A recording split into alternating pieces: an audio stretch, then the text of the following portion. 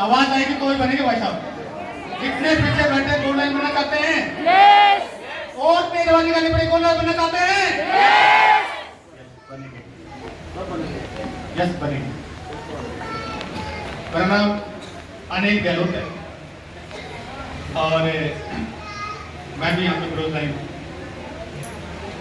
साथियों, मैंने करीबन 27 साल ऐसे गोल लाइन नहीं बनते भाई साहब। हेलो, ये ऐसे गोल लाइन नहीं बनते, बोल जाना फिर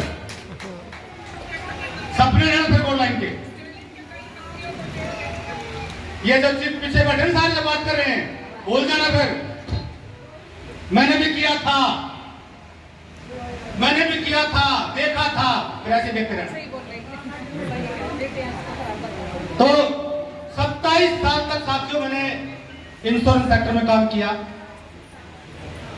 और लाइफ मस्त चल रही थी। और सच पूछो तो जब मैंने यहाँ पे लोगों का गम देखा तो मैं अपना गम भूल गया। मतलब किस किस तरीके से लोगों ने यहाँ पे ज्वाइन किया, किस तरीके से काम किया, यह आज मैंने महसूस भी किया। मेरे को इतनी कोई ज्यादा दिक्कत नहीं थी, मेरा काम चल रहा था, लेकिन नेटवर्किंग नहीं करना चाहता। यह सच्चाई है, नेटवर्किंग नहीं करना चाहता था। और मैं थैंक यू करना चाहता हूं इस पैनल के माध्यम, इस स्टेज के माध्यम से अपने उन सभी अपलाइन का जिन्होंने फोर्स करके मेरे को यहाँ पे ज्वाइन किया। थैंक यू, उनके लिए जोरदार तालियां। और थैंक यू करना चाहता हूं अपनी प्यारी सी टीम का, जिनकी वजह से मैं यहाँ पे हूं। जोरदार तालियां उनके लिए।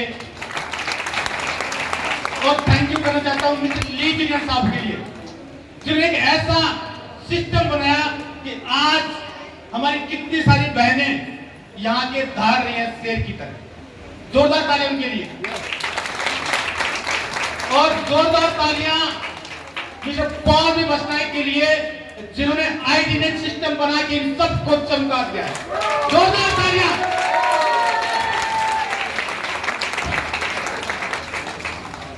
तो मेरी जो ज्वाइनिंग थी वो अलग तरीके से हुई, और जो मेरा साथी था वो मेरी वाइफ से डॉक्यूमेंट लेके चला गया और ज्वाइनिंग लगा दी। मुझे तो पता ही। और बर्थडे वाले दिन बोलता है कि भाई साहब तुम्हारी ज्वाइनिंग हो गई है, ये मेरा बर्थडे गिफ्ट है, ये लो काम करो। कुछ बताया नहीं, कुछ नहीं था, लेकिन ऑलरेडी मैं काम कर रहा था। तो दुख का विषय ये है कि मैंने पहले 3 साल तो सुना ही नहीं। हेलो, काम वो करेगा जिसको नीड होगी। अगर आपकी नीड है तो आप काम करेंगे।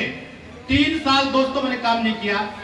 उसके बाद थोड़ा बहुत समझ में आया, और जब समझ में आने लग गया ना, तो मेरे अपलाइन छोड़ के चले गए। मैंने सोचा कि जो मैं सोचता था वही हो गया, इसमें कुछ है नहीं। और फिर कुछ दिन के बाद मेरा अपलाइन भी चला गया, छोड़ के गया। और मेरे को सबने कहा कि भैया इसकी तो, ये हरियाणा का आदमी है, ना इसको बोलना आता है, ना खड़ा होना आता है, ना चलना आता है। इसका खड़ा होने का तरीका अलग, बात करने का तरीका अलग, ये नेटवर्किंग में कामयाब नहीं हो सकता। मेरे ऊपर किसी को यकीन नहीं था कि आदमी काम कर सकता है। हाँ, मैं कार 2007 से मैनेज कर रहा था।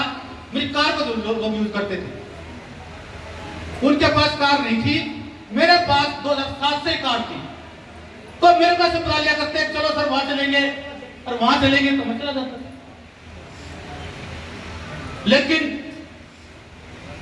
जब कोरोना आया, उस टाइम पे मेरे साथी मेरे साथ ही काम करता था इंश्योरेंस में, और उस दौरान उसकी डेथ हो गई।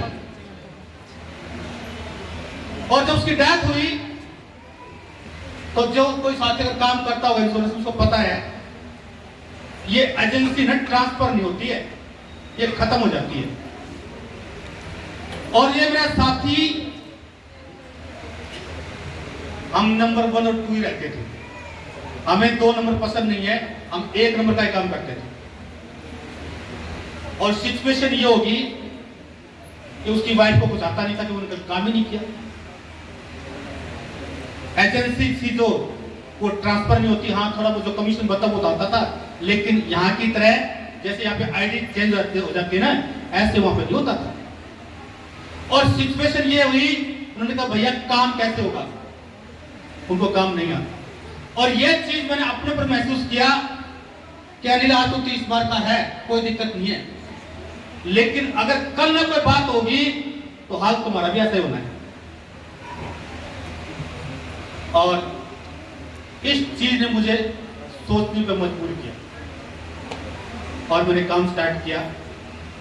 मैंने यहां से विदेश टूर अचीव किए, लास्ट ईयर मैंने कारफंड अचीव किया। और सबसे खास बात जो हम देखते ना ओपीपी में, मेरा एक सपना बन गया था कि कभी मैं भी चाइना जाऊं और ये हेड ऑफिस देखो। ये सपना लास्ट ईयर मेरा पूरा हुआ, जबरदस्त। क्या फीलिंग मैंने वहां पर महसूस की, ऐसा लग ही नहीं रहा था कि हम विदेश में, ऐसा लग रहा था जैसे कि हम अपने घर में। पता नहीं ली साहब ने क्या स्टाफ को समझा रखा था, मुझे तो पता नहीं। हम जहां भी जाते थे ना, कोई रुकने वाला नहीं था, मजे कहीं भी जाओ। पूरा हमने घूम घूम कर अपने हेड ऑफिस को देखा। तसल्ली से कई दिन की तमन्ना थी कि हेड ऑफिस देखेंगे, और हेड ऑफिस देखने का मौका मिला। साथियों, टाइम की नजाकत को देखते हुए मैं बता दूं